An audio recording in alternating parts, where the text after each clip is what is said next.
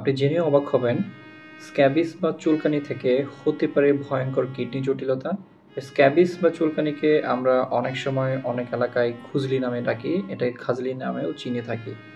তা আমরা আসলে যখন চুলকানি হয় এটাকে আমরা খুব সিরিয়াসলি নেই না এবং দীর্ঘদিন আনট্রিটেড থাকি। একটা পর্যায়ে যখন চুলকানির মাত্রা এত বেশি হয়ে যায় আর সহ্য করার মতো হয় না, বিশেষ করে রাত্রিবেলা চুলকানির তীব্রতা অনেক বাড়ে, তখন আসলে আমরা একজন চিকিৎসকের কাছে যাই এবং চিকিৎসা সেবা গ্রহণ করতে শুরু করি। কিন্তু অনেক সময় এটা অনেকের ক্ষেত্রেই দেরি হয়ে যেতে পারে। অনেকগুলো স্টাডিতে দেখা গিয়েছে যে স্ক্যাবিস বা চুলকানি বা খাজলি, খুজলি আপনি যে নামেই ডাকেন না কেন বা চিনে থাকেন না কেন, এটার কারণে কিডনিতে এক ধরনের জটিলতা দেখা দেয়, যেটাকে স্ট্রেপ্টোকক্কাল গ্লোমেরুলোনেফ্রাইটিস নামে ডাকা হয়।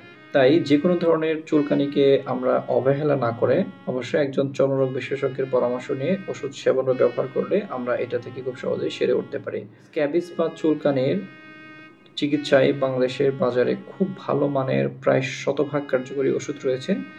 আপনি আরেকটু আশ্চর্য হবেন যে এই স্ক্যাবিস বা চুলকানি, খুজলি বা খাজলি চিকিৎসার ক্ষেত্রে এক ধরনের ক্রিম বা লোশন রয়েছে, যেগুলো মাত্র একবার ব্যবহার করলেই এইটা থেকে সম্পূর্ণ সেরে ওঠা সম্ভব।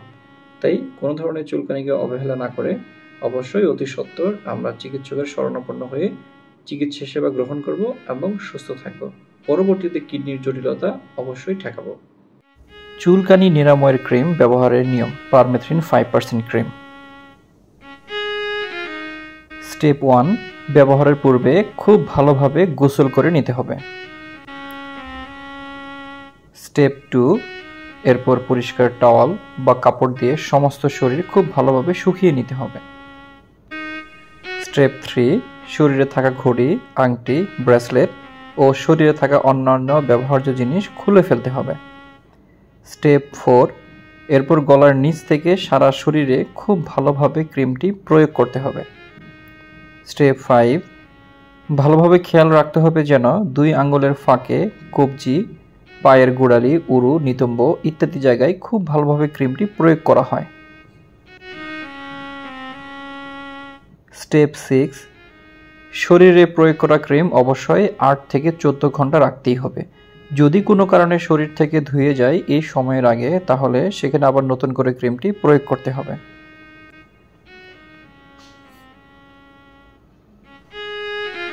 স্টেপ 7, 8 থেকে 14 ঘন্টা পর কুসুম গরম পানি ও সাবান দিয়ে খুব ভালোভাবে গোসল করতে হবে।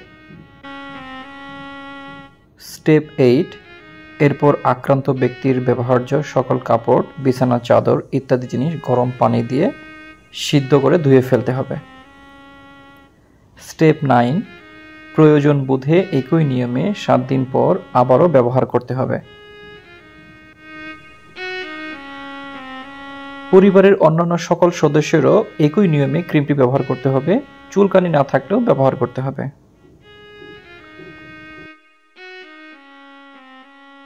বাংলাদেশে বাজারে বহুল প্রচলিত ক্রিমটির বাণিজ্যিক নাম হচ্ছে লরিক্স ক্রিম। জেনেরিক হিসেবে রয়েছে পারমেথ্রিন 5%, 30 গ্রামের একটি লেমি টিউবে রয়েছে। প্রয়োগ মাত্রা: